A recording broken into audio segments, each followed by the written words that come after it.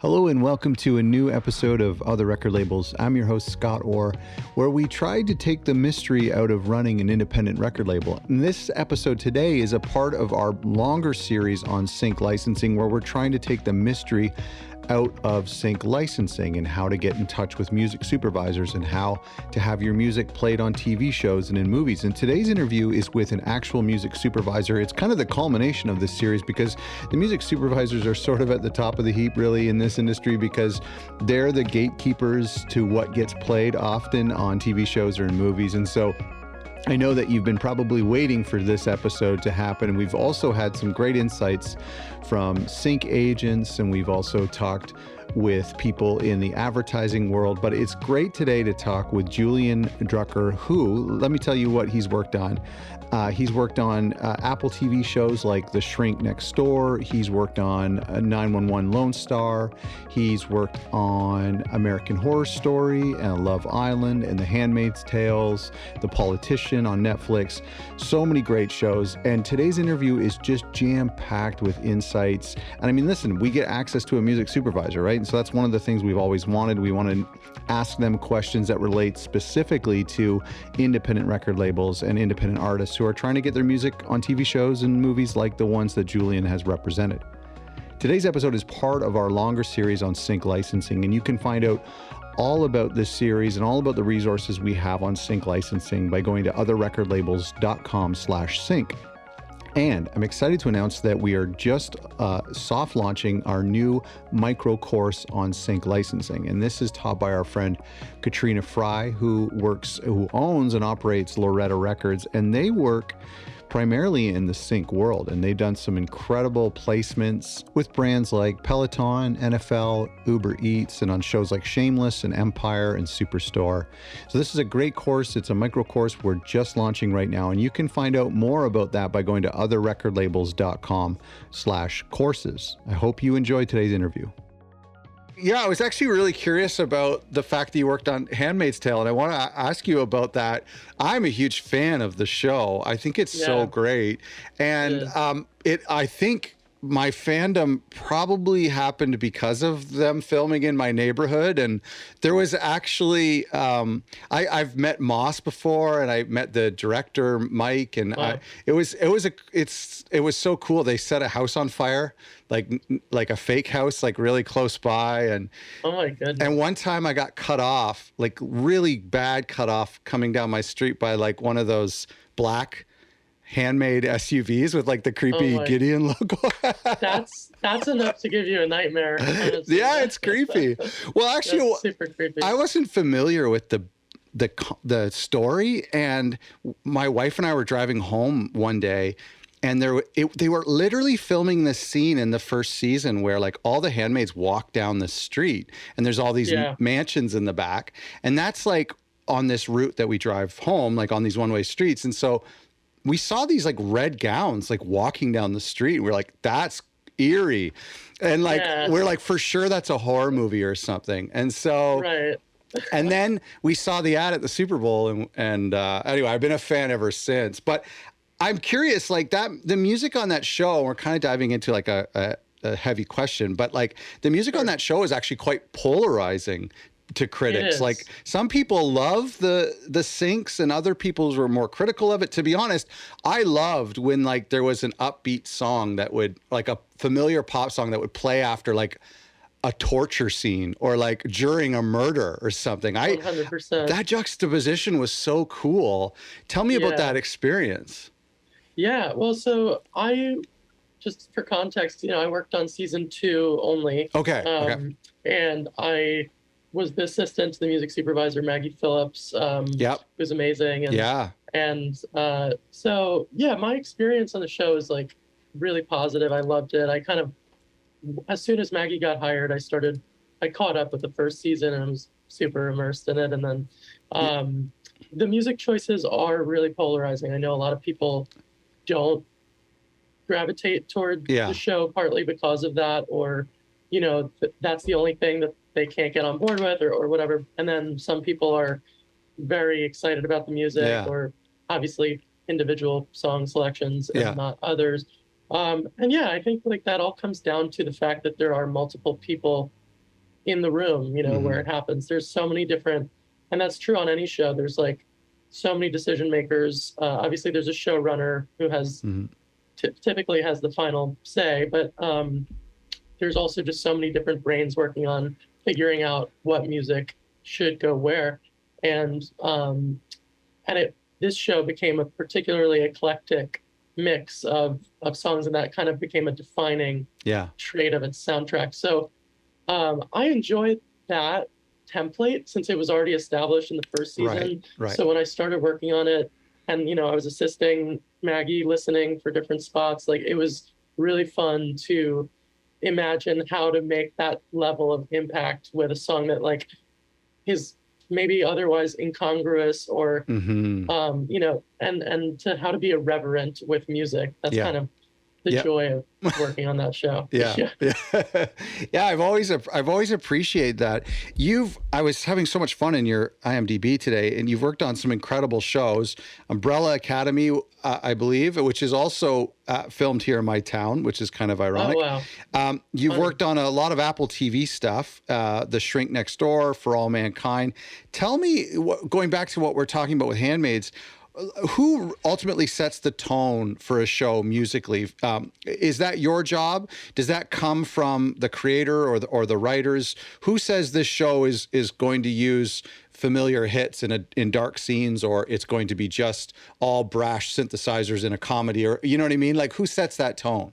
Yeah, no, it's a great question, and that's something that, like, we are constantly navigating on each particular show. It's kind of a different setup, and there's no, like, playbook exactly, but I guess to unravel what might be a common misconception is that music supervisors are handpicking every single song. Like, that's not the case. Yeah, like, we're certainly involved in that process and spearhead it sometimes, and we're also very much involved in clearing the rights to use those songs, pitching alternative options when the initial pick, either from the showrunner or from the, you know, a producer or whoever, is not clearable or it's too expensive.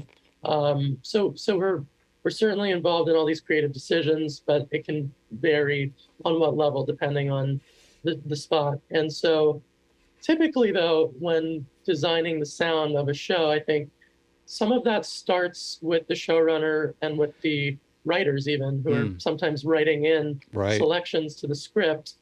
Often those are placeholders and don't make it through the journey, but sometimes they do. And, like, at least by writing in a song, they give us an idea of what they're thinking and what their vision is. So I think, you know, a lot of music supervisors would agree that our job is actually really to serve the vision.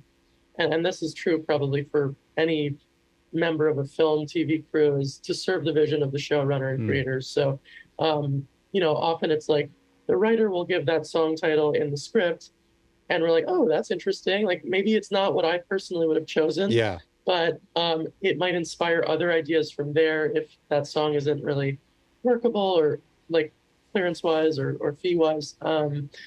So it ends up being this really beautiful tapestry of different people's ideas, and there's no one formula for, like, who establishes that. But I guess, you know, more often than not, it's the showrunner, since they're approving everything, that ends up defining the overall sound with our input and with other members. I guess in the ideal cases, like a showrunner or a writer in this case would hopefully respect that you're the subject matter expert, maybe. And you know. Yeah, definitely. And there's, like, all kinds of different situations that stem from that. I think, like, we're hired because they do respect that. You know, they wouldn't hire a music supervisor if they didn't want our input. And it's just kind of a mutual respect that we have to listen to each other's ideas, and often that's, like, a super collaborative process. Like, I've worked on shows where we have, like, a collaborative Spotify playlist we're both adding to it. It's like, it's a really open dialogue throughout the season. And then other times it's more like, you know, they know what they want, and that's totally fair. And then I'm here to support that and to try to execute it for them. Do you like working with a template? Like you said, you came in on the second season of Handmaid, so it was already established that they were doing this interesting concept. But do you like working with a template, or do you like to get, and does this ever happen where you see a TV show and you get to decide if it's going to have music that's bespoke and composed for it, or that it's going to use these, paradoxical type of syncs? Yeah. I mean, obviously, sort of just on a personal level, I think it's especially gratifying to be a part of defining that sound. Like that's really a big part of the creative work. Not just individual song choices, but like the overarching vibe and like being a part of the original tracks that are created for a show. That's always a really compelling part of the job. But I also don't mind coming in on a second season, because often it is because the showrunner or producers are interested in redefining, at least on some small level, what the sound was. Like maybe they didn't have a great experience with the music supervisor in the first season, or maybe they just wanted to take it into a different direction. And so usually it's not devoid of that challenge, but it's on a smaller scale. In your opinion, is it, and I'll go and move on from this topic in a second, but in your opinion, is it ideal to have a cohesive sound to the project, like throughout, using this, like let's say you're Stranger Things and you're only using synths or 80s pop songs, or versus something where you could use any type of music? Sometimes it's classical, sometimes it's jazz. In your opinion, like, what do you prefer? I'm someone who, and this is not because of like my musical tastes or anything, I think it's just the way I'm wired. I like working within constraints and parameters, because it just like my brain, it attracts that level of work. So it is fun to, because otherwise there's limitless options, right? Like there's almost no intentional, deliberate way to begin finding the right track if you have literally everything in the world to choose from. So I do like working within that kind of a template, because there's fewer options and it's like a more manageable task, but also because it's like a challenge for your ear. Like, hey, is this song fitting in with what we've already established? Is this kind of like stretching the boundaries of that a little bit? Is that okay? Right. Those questions are interesting territory to play in. Yeah. And I think that's so in line with any artist, is like having those parameters makes the job more fun, sometimes more difficult. And I think it's so necessary. Absolutely. What does music in film and TV mean to you? How do you view music in long format as a music supervisor? Is it there to support the visuals, or is it bigger than just background music? Well, I think it's bigger than background music, just background music, for sure. I do think it's there to support the visuals, at least on a certain level. For instance, film score and TV score, and that's adjacent to what I do. Sure. But, like that type of music for the screen is often there to be a support and not like a featured player but there are obvious exceptions to that. And I think like the standard of that you've probably heard of, just like, if you notice it, it's not doing its job. Okay. You shouldn't notice. I don't think that's always true. Like, I really don't. I mean, maybe in the most compelling moments, if you're really engaged in the story, then you wouldn't notice specifically like what's happening in the music. Like you wouldn't be analyzing the chord structure or anything. Right. But if you're the type of person to do that anyway. But the thing is, it is adding value to what's on screen. I mean, if you mute any movie, if you mute the music, it's just not the same movie. And for sure. And that's a huge realization for a lot of composers and music supervisors, I think, sometimes we do start out with a muted clip and we have to add music to it. And then it's like, wow, this could go in so many different directions.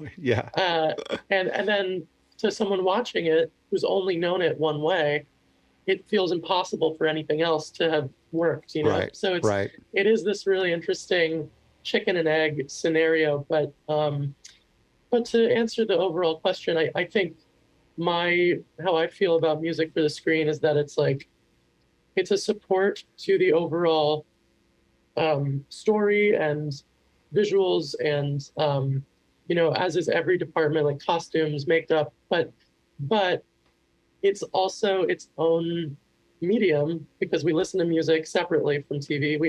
It might have sort of lift out value from the show as a soundtrack, or, as someone who just wants to listen to film score. Yeah. And it's compelling on its own. Well, it's funny you talk about that concept of if you can hear it, then that, or if you notice it, it's a bad thing. And we were talking in our episode in this series last week about music for advertising. And one of the things that I was talking with Christine Leslie, and one of the things she was saying was that, like, you often don't want lyrics that are too on the nose.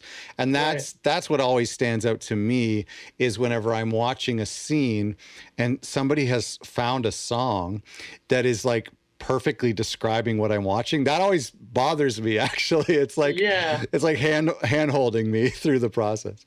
Absolutely. I mean, that's a spectrum that I have to navigate all the time. Yeah. Like, and often the request from the editor or from the showrunner might dictate sort of where they want it to fall on that level, like that.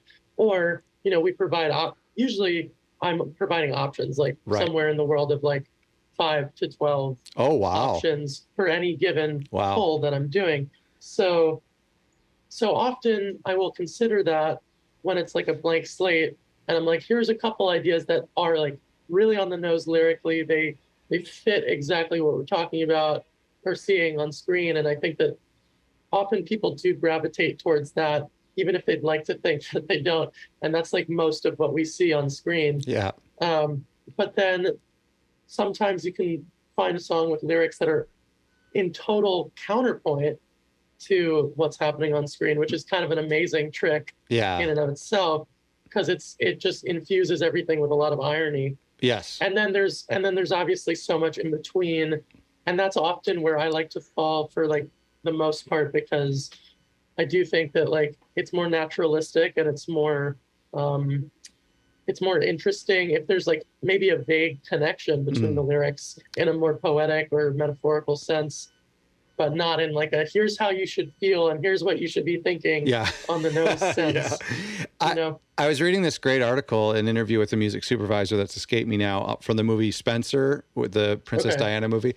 And there was this end scene where Lady Diana is driving away in her convertible and she puts in a cassette, and they didn't know what that song was going to be. And so the supervisor had a bunch of different suggestions. It ended up being All I Need Is a Miracle from Mike and the Mechanics, which sounded great. There must be this moment, like for you, when you find something where it's a home run. That must feel so good to just find the right thing. That is such a good feeling, and that's like where the endorphins come from with this job. And like everything else, though I think there's actually a lot that I do love that I didn't expect to love when I started working in this field. That's less sexy and glamorous than that. Everything else is still serving those moments, you know what I mean? Like that's what keeps me going. So and do you have to fight for something that you truly believe in? Has that come to a point where somebody doesn't see your vision?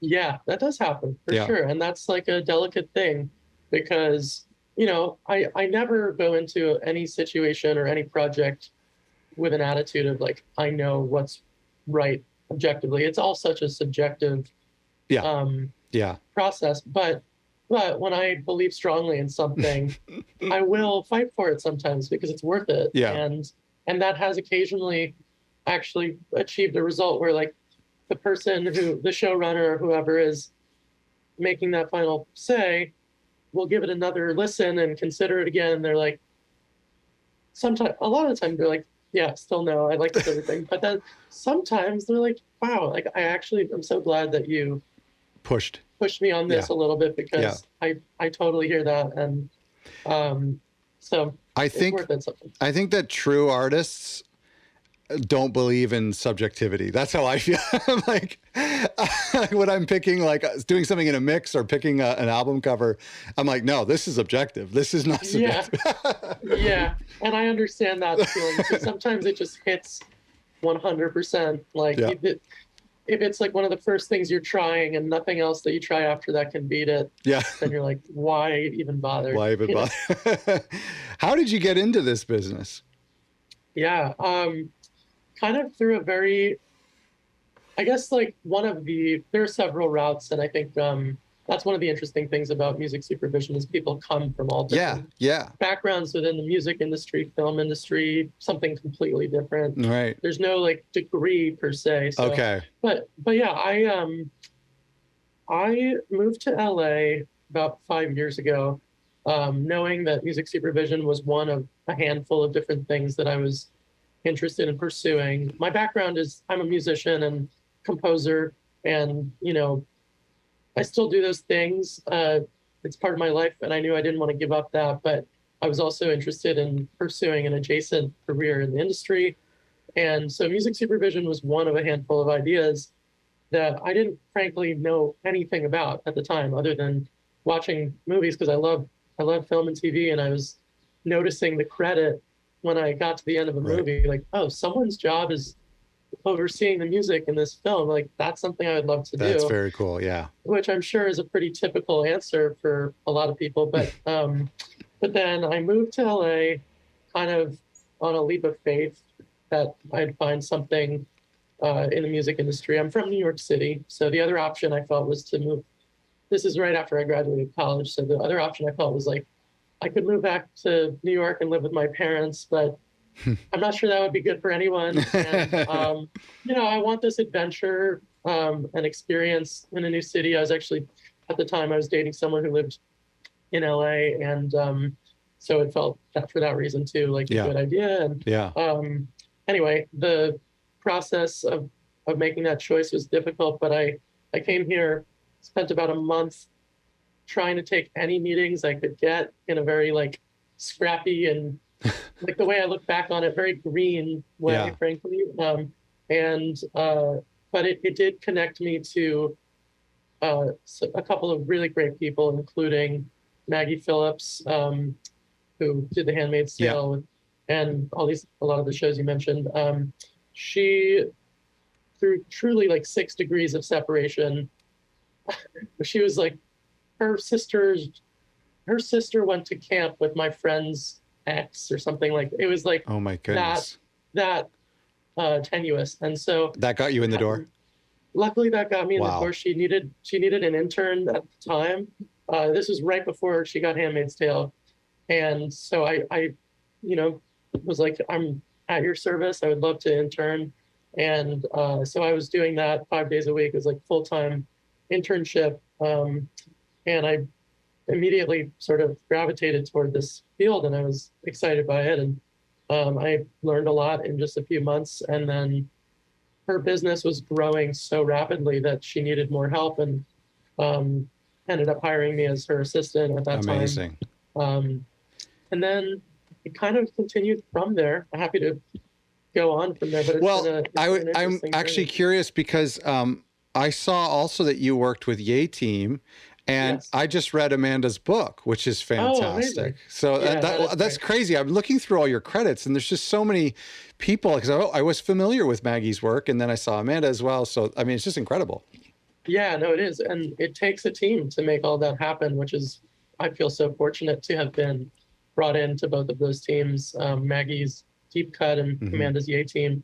So yeah, after about 1.5 years with Maggie, Amanda was one of the other people I met in that month, again, through a very similar randomness. And then she and I kept in touch here and there and saw each other at, industry-related events while I was working with Maggie. And then she started her own company, Yay Team. I think it was November of 2019. She had left Neophonic, where she'd worked for a long time. And I reached out to her around then, like, again, very lucky timing. And she's like, I'm already pretty busy with this new venture, and I'm sure could use a coordinator. So I started working for her at that, or a few months later, and then continued for, I think, 2.5 years or so. Wow.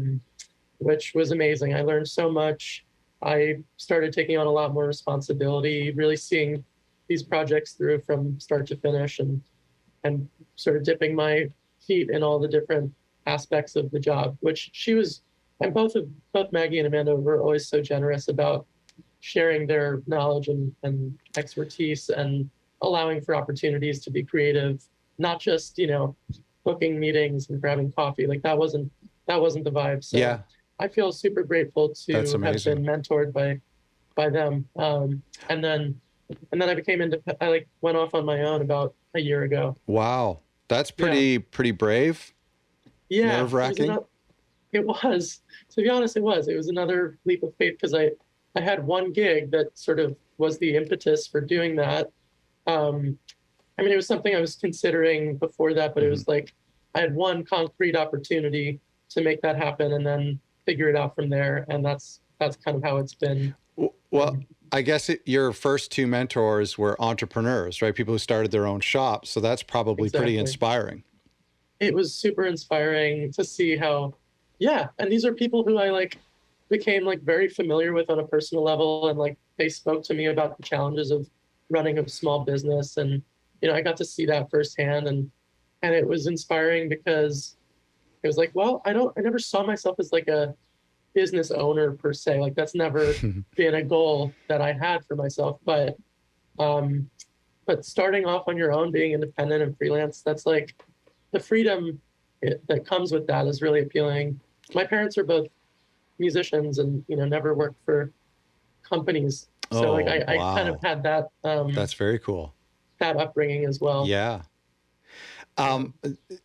That's really interesting about Amanda. Her book we've talked about on this show previously, Thinking in Sync, I believe it's called, and it's a great resource. It's actually, I don't know, I'm sure it's a good resource for music supervisors or people who want to become a music supervisor, but it's great resources for labels and artists who just kind of want to peek behind your curtain. You know what I mean? No, absolutely. I think that's Amanda's target audience with that book is independent artists. I think one of the main messages is that independent artists would be better served by finding a home for their music with a trusted partner, like a label or publisher, but if not, a licensing company, third-party licensing company or sync agent, someone to represent them, because those people already have their foot in the door. Yeah, that's right. They, there's a lot of nuance to that, but that is a big takeaway, I think. And my listeners are now banging on their iPods and asking me to ask you, how do we get our music onto shows? Because this has been so interesting. But let's talk about this field from the artist perspective and record label perspective, because our listeners are mostly record labels, independent, small labels in a lot of cases, representing one artist or maybe 10 artists. Someone who is looking to get their music in the hands of someone like you, where do we begin? Because I think what happens is when we Google this, we're familiar with music supervisors because we see it in the credits as well. But when we Google this, there's a lot of these sites that pop up. Some of them are exclusive, some of them are non-exclusive. And it's some people say that, sign a deal with me and I'll get you on all these great shows. And it's intimidating, it's scary. Where do we begin? Wow, that is a tough question, because there's so many different possibilities. But one possibility is to ignore what I just said and to just, really power through as an independent artist, because there are ways to do that, and it's, there's something to be said for that, to be your own agent. But if you're looking specifically to up your game in the sync world, I think you might be, depending on the music, you might be best served submitting at least some of your music to a library, which contains thousands of tracks, but is easily accessible and immediately becomes a resource for hundreds, thousands of editors around the world who are just pulling directly from libraries, because their shows have a studio who has a blanket deal with that library. that kind of thing. That makes sense. Or to sign, with a record label or publishing company that would certainly be pitching your wares. Obviously, that's not an easy thing to just land. So there's these third-party companies that don't actually take ownership over what you're creating. So you still retain all your rights, but they just represent you as a sync in the sync space alone. And like you were saying, those can come in the form of an exclusive deal, a non-exclusive deal. There are various deal points in addition to that like inform how sort of how much you're restricted by signing that's fair. with one. And I think like if you're someone who's just starting in this world, like personally, I would advocate for a non-exclusive deal, because that way you're still able to pitch on your own. You might be able to sign with a second non-exclusive company, take more chances. Some people caution against this because if your music is pitched by two different companies for the same opportunity, then there's a bit of a weird, like, who got there first vibe. But I think the chances of that happening are super low. So, I mean, I think that, and you're going to end up, I just want to interrupt you for a second, because a lot of the times when these websites and people talk about the difference between exclusive and non-exclusive, they actually blame you, and they say that a music supervisor they're going to want to make sure they're getting the best price, or that they're not being pitched the same song twice. So like you're saying, that's not really a huge problem. No, honestly, I think I've seen it happen 2 or 3 times total. Where, I mean, and maybe more than that, but only 2 or 3 times when the song that was pitched twice was actually selected. So then it becomes an issue, but most of the time it's not going to be selected. Because it's such a low batting average, So I think that that shouldn't be an artist's primary concern when making that decision, in my opinion. You had mentioned music libraries, and I'm wondering if you're comfortable mentioning any of the music libraries that pop into mind that you've used or some of your colleagues have used.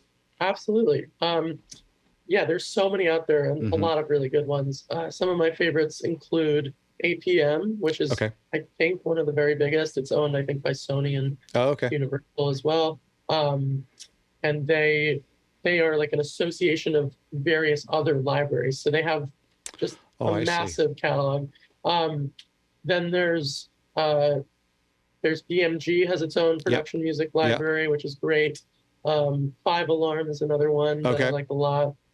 There's Crucial Music, which is a smaller, like, in terms of the fact, I think it's run by just 1 or 2 people work there. It's a very mom and pop feel, but they do have a big library and a lot of good music there. And there's Universal actually has its own Universal production music. Okay. Yeah. Very cool. No, that's great to have some names of, because again, I mean, music libraries are another thing that you Google, and it's just, you're getting so many that pop up. Oh my gosh, I know. And a lot of them are like royalty free, which is not something that I would necessarily advocate. Yes. For, but these ones are royalties. That's right. And the sync agents, just to clarify, that would be a scenario where you were talking about, a lot of them aren't taking any sort of ownership or any sort of publishing, but probably just a percentage of what the sync fee is. Is that correct? Exactly. So taking like a cut of the upfront fee. I know most of those deals tend to skew 50-50, like a label deal would. There are companies out there that are doing more artist-friendly splits, 60-40, 70-30 even, maybe even some 80-20. But even at 50-50, the artist is generally getting 100% of the PROs, right? Exactly. So I'm sure there are some exceptions, but for the most part, those companies are just taking like that 50% of the sync fee, which is the upfront, and then as an artist and a songwriter, actually, you'll be added to the cue sheet when that TV show airs, and anytime it airs in the future, and if it's a streamer, I guess it's a continuous process where your you're going to collect as a songwriter and publishing entity for your songs. Yeah, I the only like significant success I've ever had in my very long career is with the Degrassi show. Wow. Post Drake. So it was like after Drake. But it was like the sync fee was great, but I probably could still see royalties today, and that was like maybe 12 years ago. So, and I'm sure like if that show is ever played in Indonesia or something, that you see it trickle through eventually. So that is such a cool component that a lot of people forget about. Absolutely. And it, sometimes that can be really significant money. Yeah. So well, when you add it up, for sure. When you add it up, exactly. So it's not worth sneezing at. You should definitely register your songs with PROs. That's right. And, that's right. Yeah. How often are you using, this might be an impossible question, but how often are you using unknown indie music versus more popular major label tracks? Like, is indie music something that is commonly used in television shows and stuff? Absolutely. Yeah, that's great. Like, it's pretty ubiquitous. And the reason for that is even like a big show, it has a limited music budget. Okay. Big music, recognizable songs are expensive. Mm-hmm. Like, more expensive than a lot of people might think. So that's quickly eaten up when you have a couple of recognizable songs in your episode. So even a big budget show will need to fill out the rest with indie music, maybe some library music, some combination thereof. So there's certainly room for all different levels. And then there's, of course, smaller budget projects like indie films and documentaries and stuff that often will have smaller budgets and can't afford anything recognizable or just one or two throughout the whole documentary or series. So the rest has to be filtered through the libraries and the indie music community. In another interview we were talking that I was doing with a sync agent, we were talking about that era of the WB network, maybe 10 years ago or 15 years ago, when there was the Gilmore Girls, but also that big, the OC and One Tree Hill, when they were breaking artists. And do you see that happening anymore? That like an indie artist is becoming popular because of a show? Absolutely. I think that's cool. And that era is definitely, I think, is kind of the beginning of when that was like really starting to happen for artists. But I think it's continued through today, and maybe now more than ever, licensing is kind of, well, this is a slightly separate thing, but I think licensing accounts for a lot of artists, a big part of their income. Yeah. But to answer your question more directly, a lot of them do get a huge amount of exposure from a placement, and as a music supervisor, that is like so gratifying to see that happen. Oh, that's cool. Yeah, I mean, coming from a musician's background myself, like I completely appreciate like that's sometimes the break that someone needs, and even if it's somewhat of a background use, it can still be a huge asset to their career, and it's fun for me because I know that it's going to happen in advance of the air date. So I'll like sometimes look at an artist's streaming numbers or their social following beforehand. And then I'll check back in a few months and see what's happened. And it's exciting. Back in the day, well, even when I had a placement, but back in the that WB era, that was pre-Shazam. So, nowadays it's super easy to find out. Absolutely. I mean, just sort of conversationally speaking to a lot of my friends who are not even in the business, like that's how so many people are discovering new music these days. Oh, yeah. Shazamming from their favorite TV shows. Well, I would say that probably a couple times a year, it still happens to me where the closing credits are rolling on a television show. I'm like, what tune is this? Like, what is this? And even though like I'm not a passive music listener, I know how to discover music, but it's still a great feeling where you're like, I don't know who this is. Absolutely. Because it's like a reminder that there's so much great music out there that it's impossible to know all of it. And here's like, it's delivered to you on this. Yes. On this platter from a TV show that you already love. So that's right. And that way to discover. That must feel good too, as a curator, to be like trust me, you're going to love this. Oh yeah. Yeah. Oh yeah. Yeah. How do you, okay, I want to ask you, before I ask you this other question, I just want to, on this topic for our listeners, how, if you were, I know you're a musician, and if you had your own label or you were just representing your career and you wanted to get into sync, knowing what you know, how would you do it? How would you start to build up that revenue stream? Because for us as labels, it's the same as for independent artists. We play live, that's a bit of money. We have merch, that's a bit of money. We have streaming, that's a little bit of money. We have, and then ideally we have sync. So how would you start to build up that revenue stream? Definitely. I mean, I do think there's some overlap with what I was saying about just finding a trusted company to work with. Library. Yep. Yeah. Well, so it depends on the kind of music. I think. Like, okay. I mean, there's libraries that have mainstream pop sounding music. They have country. They have all of those things, but they also have a lot of unique, Irish folk mixed with like EDM beats and stuff like that. Yeah. Where, I think if you're making esoteric music, you might be best served in a library, because that's where I, as a music supervisor, tend to look for that kind of thing. Because if it's something that like needs to be described as like a fusion of two or more genres and it's unique enough, I will probably not bother all the people I'd normally ask. Like, hey, do you have something like this? You just use the algorithm. I'm assuming I'll strike out for this. Yeah, exactly. So, and libraries have so many tracks that it's more likely. If you're making more accessible, conventionally like marketable music, then a library is still a good route, possibly. It's probably easier to get lost in the vast sea of tracks they have. But like I said, there are editors who are just pulling from that all the time. But you could also go with the route of finding a sync agent who, doing some research, probably asking music supervisors if you know any, or other musicians you work with who they have these relationships with, because it's like hard to know from the outside who a music supervisor is hitting up. And the answer to that question is there's so many companies. So like the good news is there are a lot of outlets for you to try and submit to. And so that's probably what I would do. And like some music supervisors say, please don't contact me. Other music supervisors like to be open. What are your thoughts on that?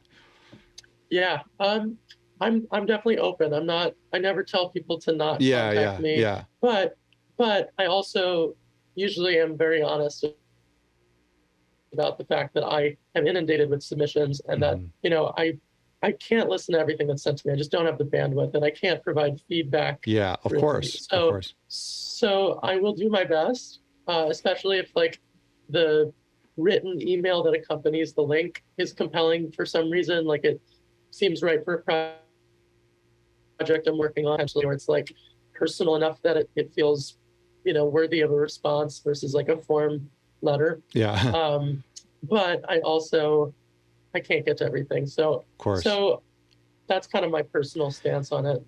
I'm just curious, how do you search for new music? Do you stick to the formal channels that you were talking about? Or are you ever like, just kind of deep diving on Spotify or even Bandcamp, or is the job too busy and too quick to do something casual like that?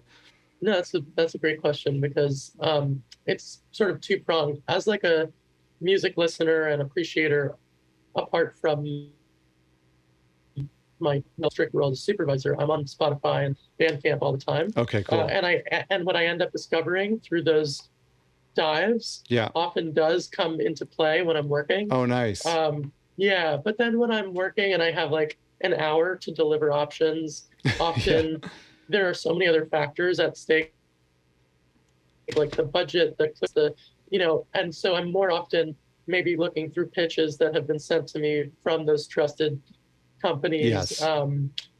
But there's no there's no boundaries really. So sometimes like I'll be able to listen openly on Spotify for a spot, and that's like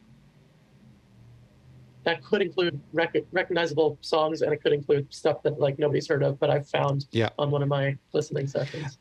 My final question is how we as labels and as independent artists can be prepared from when we get that email from you, which I imagine artists just love to see your name in the inbox. But so if you have a little bit of time, or maybe if you're in a hurry, but if you are contacting someone on Bandcamp that you've just loved their track, what are you hoping that they have right away when it comes to the rights and the clearances, but also even from a technical standpoint with audio files, et cetera? Yeah, no, those are the two most important things, is having so to start with audio, the high-res audio, it's not always needed right away, but eventually, for the most part, you'll end up needing to replace an MP3 with a WAV or an AIF.